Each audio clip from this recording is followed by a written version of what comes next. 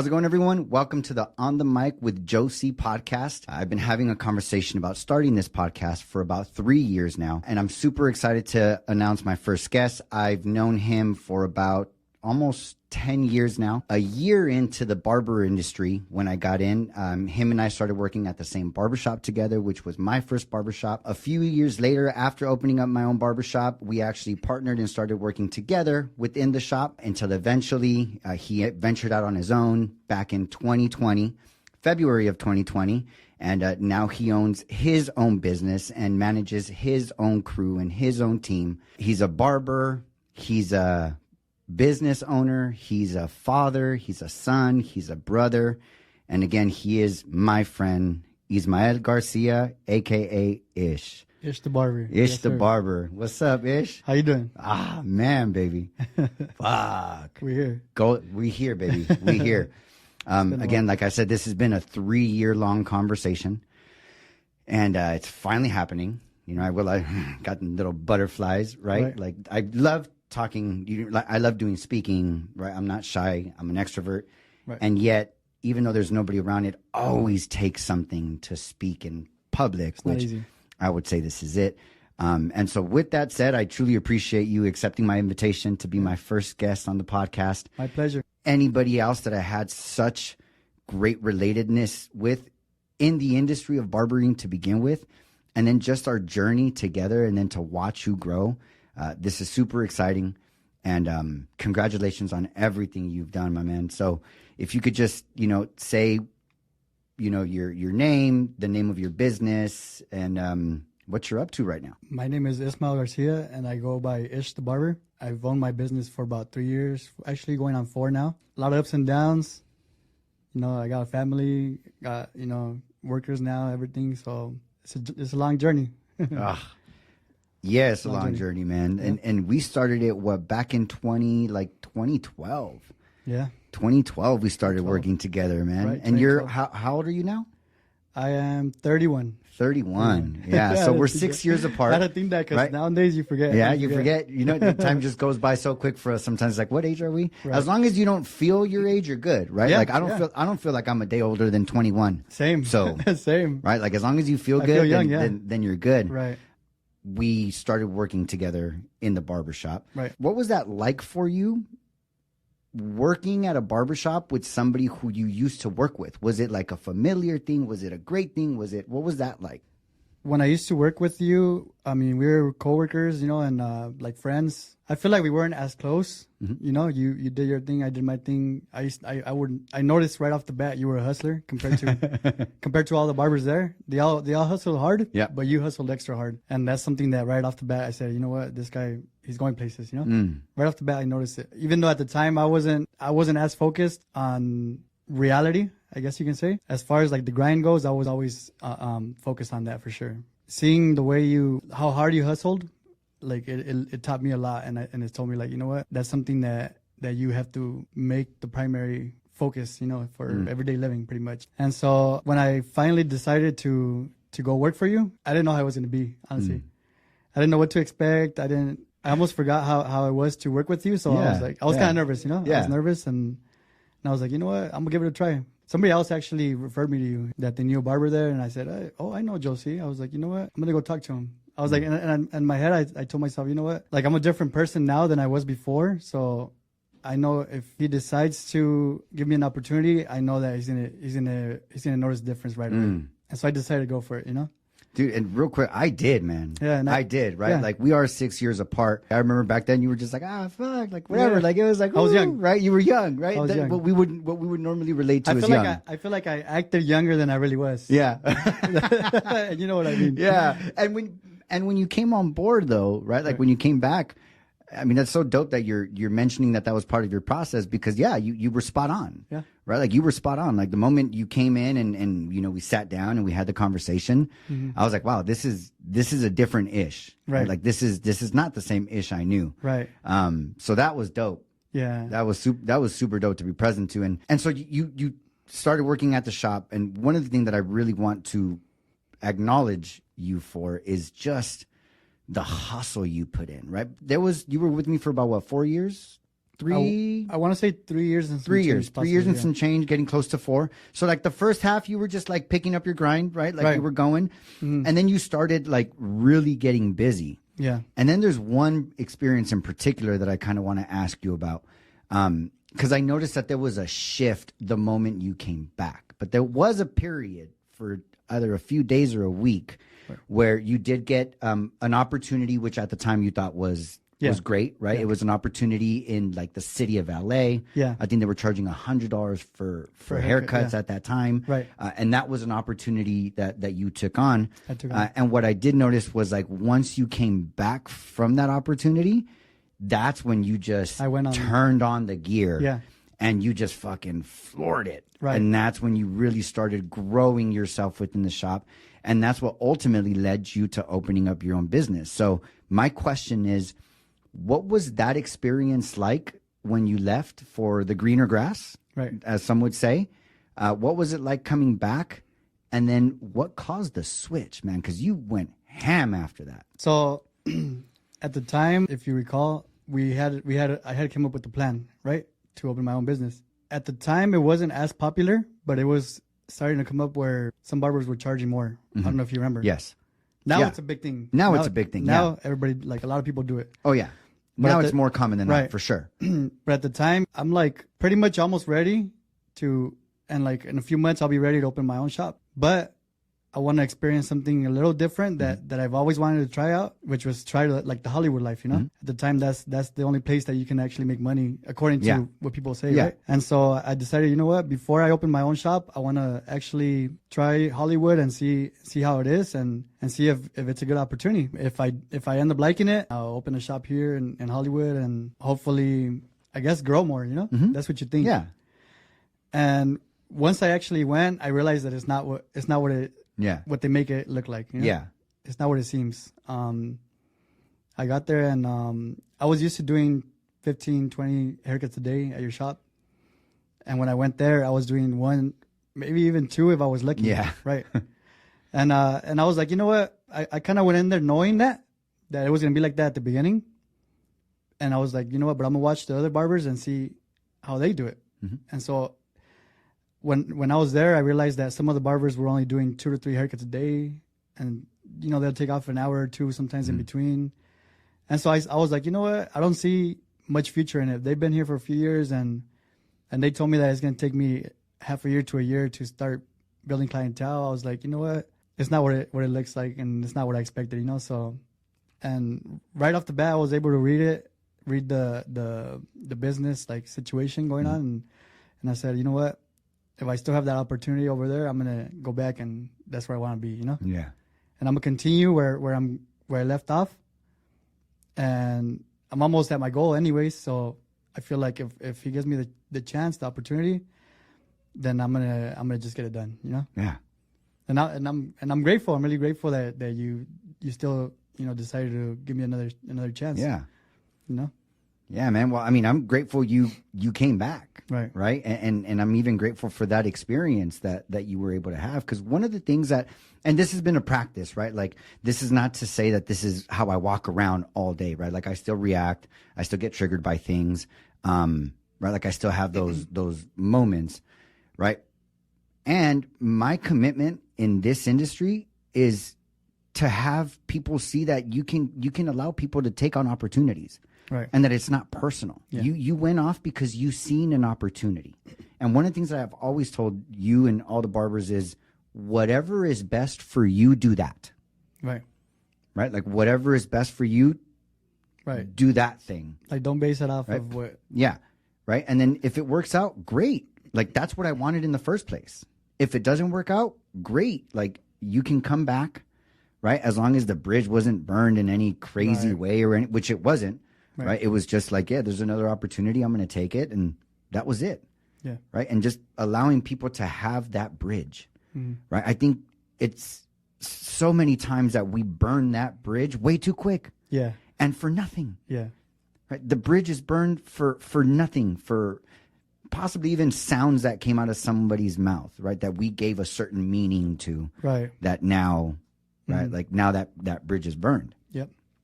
Right. But I think it's just more often than not that we shut humanity out. And for me, this is an awesome conversation to be present to that, right? To that was something that you seen, and that was something that I was able to practice, right? Because a lot of us want change. A lot of us want the world to be different. People want things to be another way other than the way they are, but they do the same things. Right. Right. They don't do what they preach. Mm-hmm. Right. It's what is that? Do as I say, not as I do. Right. There's a lot of that. Now, why is there a lot of that? I get it, because it's easy. It's easy to go that route rather than just being responsible for like your stuff. Right. And being your word. Right. If you're walking around saying like you're committed to the industry changing, or to communication between barbers to, be better, whatever, like you do those things. Right. Right. If you want to build opportunities for others, you do them with your day-to-day people. Yep. And so that's awesome that opportunity presented itself. I'm glad you came back, because after you came back, you just went hard. Yeah. Right? I think you opened, I think it was like 5 months after you projected. Because, by the way, Ish and I, we sat down a year and 4 or 5 months prior to Ish opening up his own shop, and we business planned his whole shop, right? Like we sat there at the $3.99 Pizza Co. Yeah. Right. $3.99 Pizza Co. Just right a few doors down. notebook. A few doors down from us. Right. So if you want some bomb ass pizza for your baseball team or whatever, just to go watch a football game, go to $3.99. But we sat at $3.99 and we drew it all out. How many chairs do you want? How many TVs, flooring, cameras, this, that, the other. And then we just did a total. Mm-hmm. And we said, okay, if you want this, you just put away this much every day, and you can be guaranteed, as long as you don't take any money out, it's there. Mm-hmm. And the amazing part to me was that you did it in less than a year. Yes, it took you a year and 4, a year and 5 to open, but that was just because you couldn't find a place. Mm-hmm. But it wasn't because you weren't ready. Yeah, I was ready since like November, pretty much. You were pretty much ready, like at the date we set. Right. And so that was amazing to watch that journey, because when we have dreams, they're supposed to be hard, right? Like if we aspire to build something, to be somewhere other than where we're at right now, and do more, it's going to take something. If it was that easy, everybody would do it. Everybody would do it. Right? But that's why we enjoy it. Yeah. We enjoy it because we know what it takes. And for you, I seen what it took. I mean, you were in there 12 hours a day, just 30-minute haircuts. And these weren't like just like these bam, bam, bam haircuts. 15 to 16 hours a day. 15 to 16 hour days. Yes, I just remember you were a madman. Yeah, I was right? Because you wanted to get your shot. Right? And you did. And that's amazing when you can have someone in your environment that allows you to see that. Right? One thing is talking about it. Right? Like we all know the cliche saying, if it was easy, everybody would do it. Right? It's cliche. We say it. We don't give that much meaning. Right? We don't. And if I can add to that, actually, the main reason why I decided to go for it is because you saw a vision in me that I didn't even see. I told myself, maybe one day I can have a shop, but I don't know if you recall the day you told me, hey, you know what? Once you take your barber license test and you pass it, we can have a seat and we can, I can get you set up for your own shop. And I was like, what? And I was like, really? Like I can do that? In my head, like I had never even thought about it, I knew it can happen one day, but I didn't know that you had to make a plan for it, and you had to. I was, Wow, and that's awesome, man. Because what I'm getting from what you just said is that it was creating something which you just called the plan, right? To get you in motion, right? There's so many times that I know I do. I'm fucking super guilty of this, where I'm like, I'm gonna have that, one day, right? Like, oh, I'll have a property by the time I'm 45, right? But it's like, if there's no plan, like if there's nothing I can see. That's one of the most valuable things that I actually learned from you too. I learned a lot from you, but actually the fact that you have to put it on paper is something that you taught me. And I later on, I heard it from other people now, but you were the first one that actually like taught me that. I was like, you know what? That's actually true. You put it on paper and you plan for it, then you can make it happen easier. Yes, absolutely. Because it becomes real. Right. Like if I right now just look at you and in my mind I'm thinking about like lightsabers going around. I don't know. I'm thinking of some random shit. Right? Nothing's actually happening. Right. There's no real lightsaber in here. Right. But like the moment I go and I put Star Wars on out here, now I see lightsabers. Like that's actually happening, right? Like once I can do something where I can see it, right? Now I can see it, right? And now it can be real, right? But as long as it's in here, a lot of times that we do, I do that every day. Every day I try to figure everything out in here, right? But nothing actually happens out here. Yeah. Right? But in here, it's all figured out. Right? But then the moment I go say something, I'm like, wait a minute. Nope, that's not it. Yeah. Right? And now I got to re-strategize. And so we spent so much time up here trying to figure it all out up here. Right. Which is pointless because by the time I go to do that thing that I had 2 days of figuring it out up here. And now I'm ready, right? And then I go do the thing and I'm like, yep, nope, that's not, that didn't work out the way I envisioned it. And then you adjust and you correct and then you do all the thing. And so I know for me, it's definitely a practice to have those thoughts and ideas start coming out here faster. Right. So that I can practice them faster. Yeah, man. So ultimately what I get from this conversation is if we create a plan, right, and we create it out here, right, where we can see it like we did with you, you literally put how many chairs, how many TVs, the flooring, the cost of this, and we made the number real. This is how much money goes in this envelope every day, right? So you have an action that guarantees you'll get where you're going. Like it's guaranteed. If you put that amount in that envelope every day, like you've agreed on the paper, you don't take any money out, discipline. It's inevitable. It's like you are guaranteed to have what you want by the time you want it. Right. Like, and you make that happen. Yeah. Right. And you hold yourself accountable. Nobody else. Right. You make that happen. And so with that, you did open up your barbershop. And I know because I was there with you when you signed the lease, which by the way, thank you for that opportunity, right? To like be able to be with you side by side and kind of see you go through your process of finding the place, looking at it, getting it showed to you, signing and negotiating the lease and all that stuff, right? Right. And you signed the lease February of 2020. 2020. A month before the planet shut down. Yeah. What was that like? What was that like? Damn. A lot of emotion, a lot of emotion just... Ooh, yeah. It's kind of like I was in disbelief, but it was more, I wasn't worried or panicked at all because, if you remember correctly, they said it's going to be shut down for a week. Mm-hmm. And then that week started becoming 2 weeks and then 3 weeks and then 4 weeks. Next thing you know, we're about a month and a half in.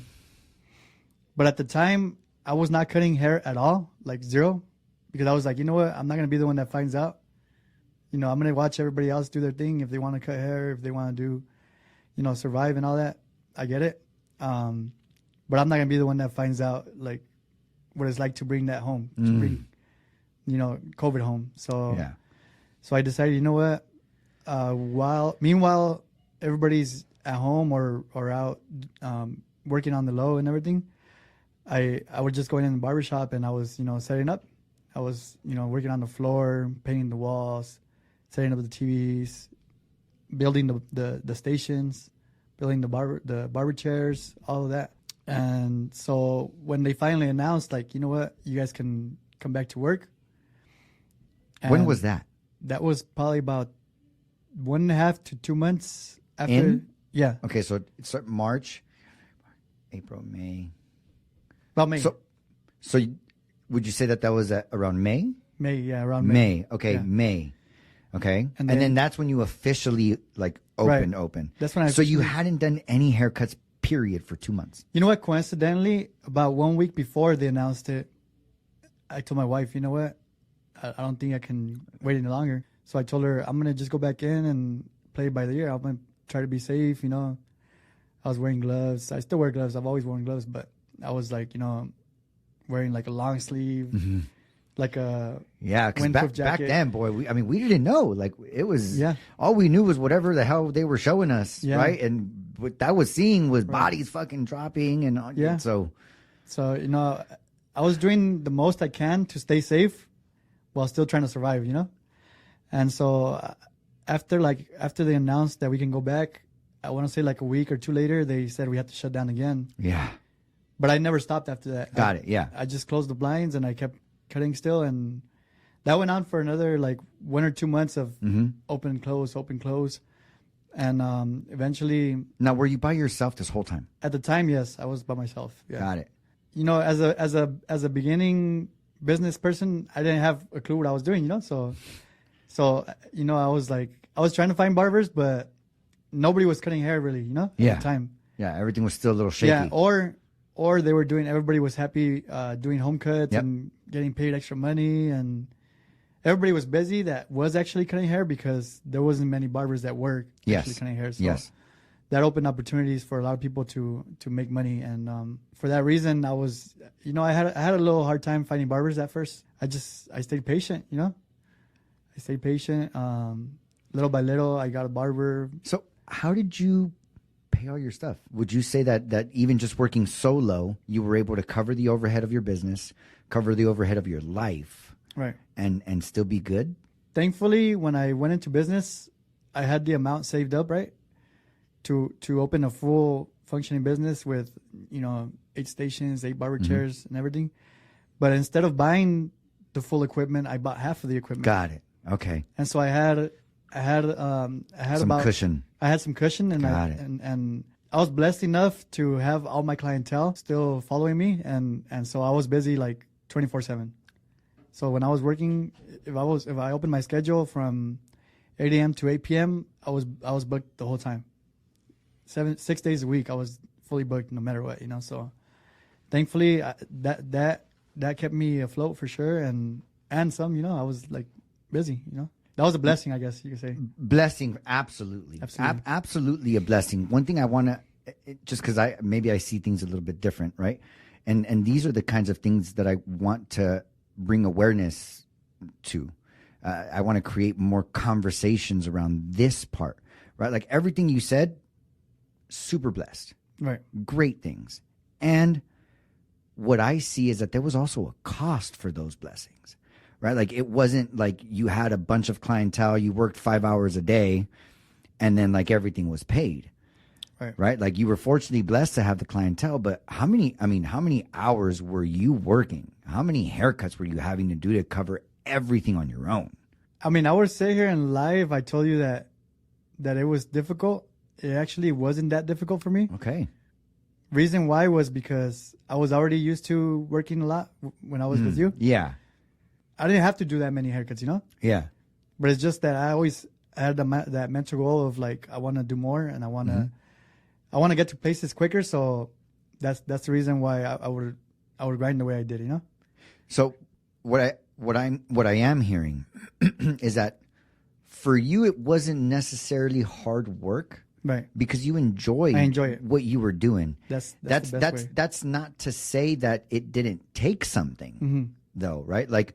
To somebody else saying, "Oh yeah, I just work 12 hours a day," is like, wait a minute, what do you mean 12 hours in one day, or even 10 hours in one day, right? Because for you, it's not work. It doesn't seem like that, right? But for most, you hear 10 hours, and that takes something, right? That's 10 hours away from your family, right? That's 10 hours of your time that you have to dedicate to work. If not, you don't make what you need to survive. Being that you opened up a business in a pandemic, you're doing it by yourself. You got 2 little girls already. You had just had one not long before that, right? And living on your own, right? I remember you went and you started living on your own as well. Like you had, like no matter what, there had to be a certain amount of haircuts you would have to do to kind of meet your necessities. Yeah. Right. And so I get that it wasn't hard work. Physically, for you, it wasn't hard work. But mentally, yes, because as much as I would rather be spending time with the family, I still had to, cover the bills and all that stuff. So that part was hard for sure. In the pandemic, actually, when I was home, it was a really good time. I was there with my daughters, my wife, everything. So that part was fun. But dude, that's just hilarious because I that's super dope that you share that because it was the same experience for me. Like the first few weeks of the pandemic when everything was shut down, and like because we shut the barbershop down for like 3 weeks or a month or something like that too. Right. That whole time, man, we did all kinds of stuff. Did all kinds of crafts with the kids at the house. We would work out. We turned the spare bedroom into a little like gym room. We took a 2-day road trip through Death Valley and Henderson, all kinds of places like that. I mean, we really made the most with our kids out of that little 3-week shutdown. Yeah. So when you say that was something that was a good time, I completely get that because it was the same for us. But it's what you make of it, right? It's like what you make of it. you and I are here sitting down talking about a pandemic that happened, and we can actually pull out these gems, Right. Of the opportunity that did create, right? Yeah. Like, yes, did it cause chaos? Absolutely. Right? Did it also create some opportunities that we would have never had had that not happened? Yeah. Absolutely. Absolutely. Right. So now the pandemic is gone, right? And what was the after of that like? Because now you go into what you would call normal mode, which is now you got to start hiring barbers, right? You got to start like really building the business now that things have settled down. Had you ever managed people before? Like, were you ever a manager anywhere? Like, No. had you ever managed a team? No. Like, did you ever depend on somebody else's work to accomplish something you were doing? I had never managed a team before. No. Okay. So what was that like at the beginning? And what have been your greatest challenges and achievements from the time you started hiring to now, almost 4 years in, managing a full team, by the way? You got 8 barbers total in there right now. Yeah. So that is a full team. What was that journey like? Well, I've always been really grateful for my team, regardless. At first it was difficult because more or less you have to give them a vision of what you want your business to be like. Because if you don't do that, then barbers and workers in general will kind of do what they feel they need to do. But if you give them more of a clear vision of what needs to be done, it makes it easier, for both you and them. At first it was difficult because we weren't that busy. And so I did have barbers, sitting around and, waiting for clients to come in or people to book online. But little by little, I would give them gems. I would tell them, hey, in order to retain your clients, in order to get new clients and stuff like that. Little by little, I started just showing them what worked for me and how I got busy, and they would apply it to their everyday and help them out. How it is now, I feel like actually it was more difficult managing less people as it is now that I have more people. How so? What has that be? How so? I would say because people tend to learn off of each other and not just learn off of me. If it's like less people working for you, I feel like the only one they can really learn from is you. But if you already taught one of your barbers that's been there longer, you've taught them some of the stuff. Wow. The newer barbers can learn off of you and him now, or the other barbers. So I feel like it feels a little bit easier to manage them now, and because more or less like they know how to run the business based off of watching each other and asking each other questions, right? Yeah, absolutely. And I mean, everybody does it differently, but at the end of the day, if you set the example, they will follow it, Absolutely, dude. This is right now. You just use a word called gem, Yeah. right? Like, dude, this is a gem, right? Like, this is a gem because ultimately, what I'm hearing in what you're saying is it's really up to the environment you create, Yeah. right? Like, as an owner, I think there's too many managers, too many owners out there that believe people are working for them, Right. right? And I believe it's the other way around. I believe as a manager, as an owner, you're actually working for your people. Right. Right. And so therefore your people are a representation of you. Right. And so you now have created a team, an environment where everybody is more or less, right? There's always going to be breakdowns, but more or less on the same page. For you to be able to share with me what it looks like to create the environment, and that the environment is really up to you, right? Like before it was just you. Right. Now you've created an environment of people around you that anybody that comes into your environment just kind of sees how it works. Right. And they either fit in or they don't. And if they don't, it's real easy to weed that one out. Yeah. Right. And what comes to me right now is and I've been hearing it a lot in a lot of the content that I've been listening to, is just like the bad apples.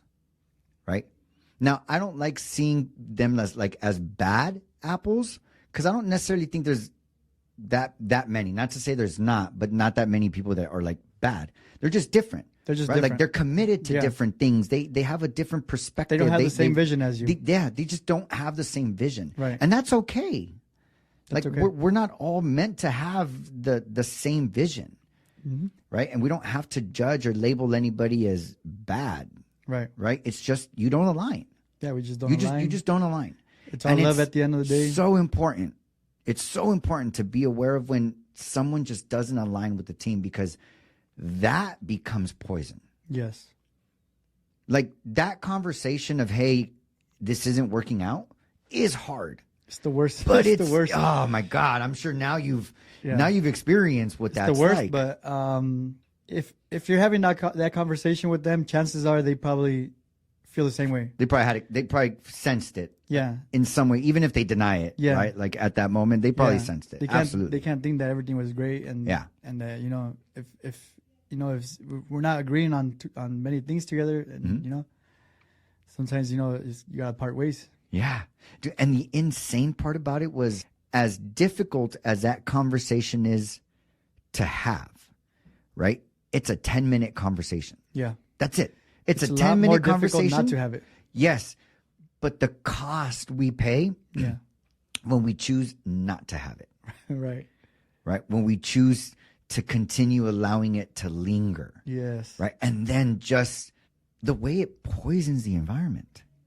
And the trippy part is, and I say I've experienced it already, right? Because again, I'm not a perfect human being. I never will be, right? But we'll watch this stuff happen. Like we'll watch the environment shifting because of one or two people. And yet we won't have the conversation. Yeah. We won't just do the 10-minute thing, right? And then just like shake it off and build from there. I think also what it is you have hope that things will get better at times, too. Instead of having that conversation, you would hope that maybe that person changes, or or the situation changes. Something clicks in your mind, or something clicks on their mind, and yes. And the funny thing is, I don't know what came up for me is that everything you just said for me most of the time has been absolutely true, except I do it all in here. Yes. Right. Like I think if I wait a little bit longer, he or she will change. Right. I'm going to give this more time. Right. And we'll watch it deteriorate. Yeah. But in here, we're like, no, this could get better. No, it possibly will. But we never come out here and say, hey, can I talk to you really quick? Mm-hmm. Yeah. So there's this thing that's kind of getting in the way of this. Like, is everything good with you? Like, is everything good? Is there anything I can support you with? Right? Like, because definitely this thing is not working, and I would love for it to work. Right. And so we'll wish and hope and everything in here, and we'll plan it all out and how he or she might be different. But we'll never come out here and actually support them. Actually let them know there's something not right. And hear them out too. Yeah, and hear them out. You never know. Like they might say some shit that you're like, oh, I get it. I get it now, right? And now that I get it, like now I know how to work on it. Right? And then you can go to work on it. But too many times we'll wait for things to happen. Right. We'll wait for things to change. And we'll do all the thinking but never say anything. Yeah. We'll never pull that person aside and say, hey, this isn't working. Right? It's not bad. It's just not working. Right? Do you see it working? Maybe they don't. Right. And then maybe what they don't see working, you're going to be like, oh, shit, you're right. You're right. I didn't see it that way. Right? And now you know that it was never personal. It was because the person is bad or whatever. Like it's just there was a miscommunication. The thing is, you have to realize that it takes two parties to straighten out a situation. It's like your point of view and their point of view. And the trick part is you got to put yourself out here in order to have that happen. Yeah. Yeah, and if you don't, like that saying, you got to get your head out of your ass. Like that. I mean, it's really like you got to get yourself out of yourself. Right. Right. Like you got to put yourself over there where that person is. When you're not in charge, or you've never been in charge, you don't know how it actually is in the other person's point of view. If you're dealing with one single individual, and the other person is dealing with multiple individuals, it's a whole different thing, right? So like you as a business owner, you deal with 7-8 different personalities, while that person is only dealing with you as a business owner. Yeah.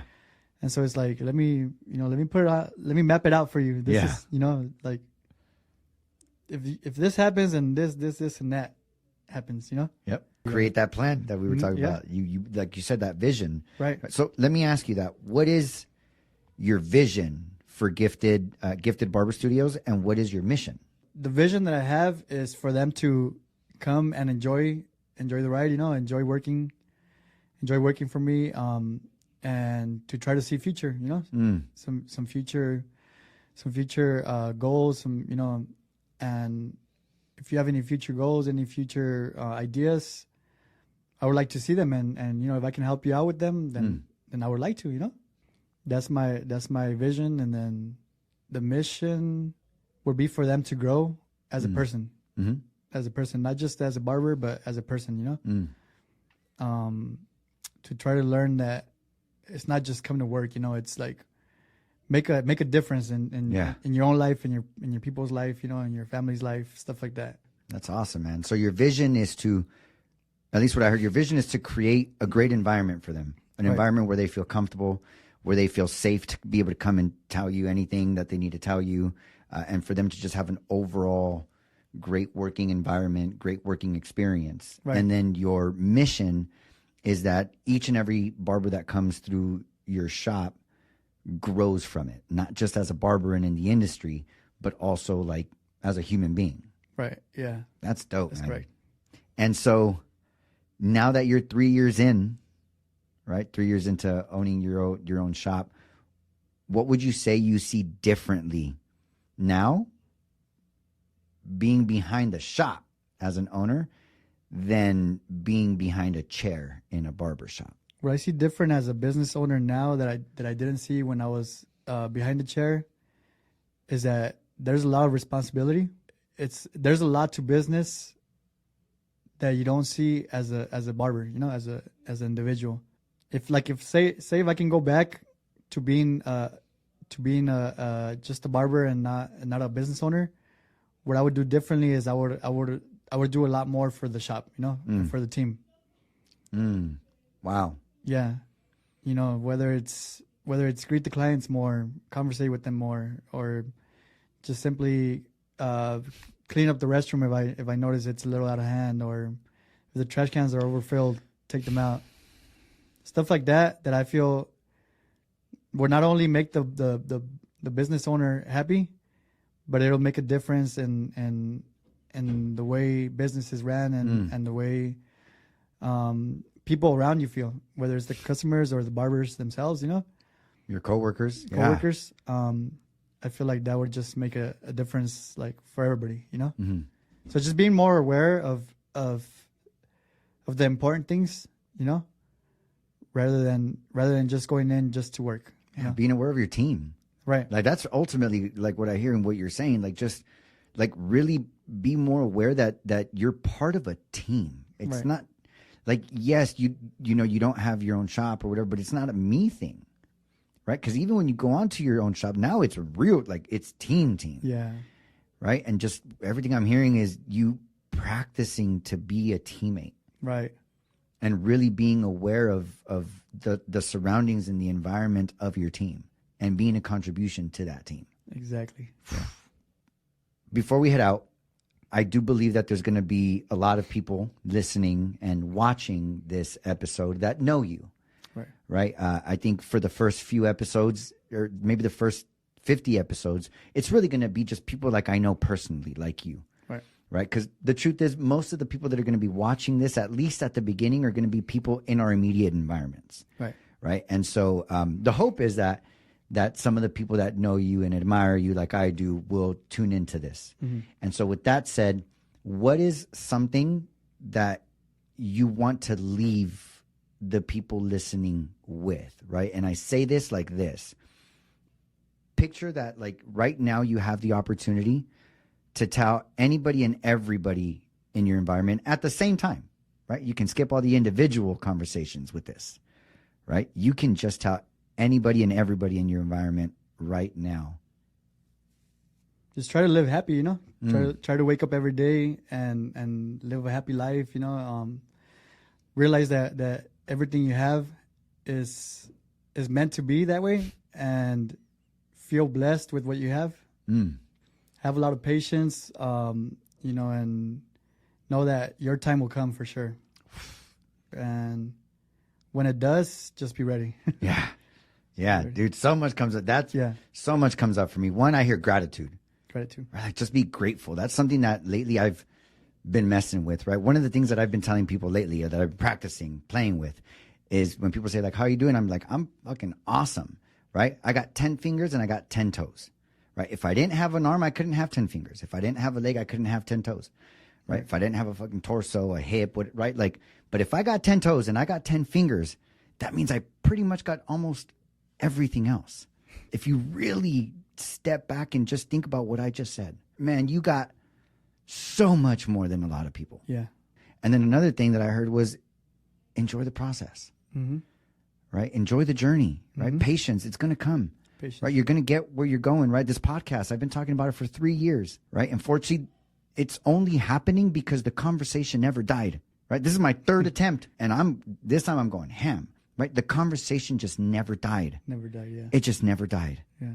Now we're here, you and I, in this room, right? And so, dude, what an awesome message. Again, Ish, this has been a pleasure. Thank you so much for being on this podcast. Thank you so much for being my first guest. And more than anything, thank you so much for being my friend. Yeah. Right? Somebody that I look up to because Likewise, I brother, see your likewise. grind. Yeah. I've seen your grind. I see where you're at now. I've seen the growth. Like, I can literally say if I was watching a movie of what it looked like to grow, I can say I've seen it in my own life, not in some Hollywood film, not in some Instagram, whatever, but in my real life. I've seen a 10-year movie of what it looks like to grow in all aspects. Yeah. That's a privilege that I have, to have someone like that. And I'm sure I have many, right? And for sure I have one sitting in front of me right now. If you can, guys, Gifted Barber Studio in the city of Glendora. Make sure to check them out. What is your Instagram handle for your barbershop? It's Gifted Barber Studio. Gifted Barber Studio. Barber so Studio. At Gifted Barber Studio. And your barber Instagram page? My personal Instagram is ishfades92. Ishfades92. Yeah. Perfect. So awesome, guys. Any of those Instagram handles, make sure to give this guy a follow. If you guys are in the Glendora area, be sure to go online. Can people make an appointment online as well? They can book online. They can click the link. We have a book now button as well. Okay. Give us a call. You know, you can find us on Yelp, Google, Guys, everything. These barbers really are gifted. Check them out. Check out their page. Give them a visit. City of Glendora. Other than that, is there anything else that you're up to right now that you would like to bring any awareness to? Any charities you're doing? Any fundraisers? Would you like to do some charities? Are you up to doing things like that? We're definitely up to doing some charities. I did my first one about, I want to say 2-3 weeks ago. Nice. And it was beautiful. We enjoyed it. We liked it. And we're willing to do it again, you know? We're definitely going to do it again next year, but if there's anybody that wants some help in the upcoming future, feel free to reach out to us. Perfect. Thank you for that, Ish. Again, reach out to him. You guys can also reach out to me. We love doing stuff in the community as well. I just want to give thanks to the one sponsor we have of this podcast, which is the original Clip Joint Barbershop. Yes, sir. Shout out. It's literally funding everything. My life. Everything. The studio, everything. So shout out the original Clip Joint Barbershop. We have a location in the city of Covina, and we have another one in the city of San Dimas. Go to ogclipjoint.com. You can book your appointment online at no extra cost, and we'd always be happy to take care of you guys. Ish, thank you, brother. Love you, man. And before we end this, big shout out to, first of all, God, you know? Yes, because absolutely. He's making this happen for us.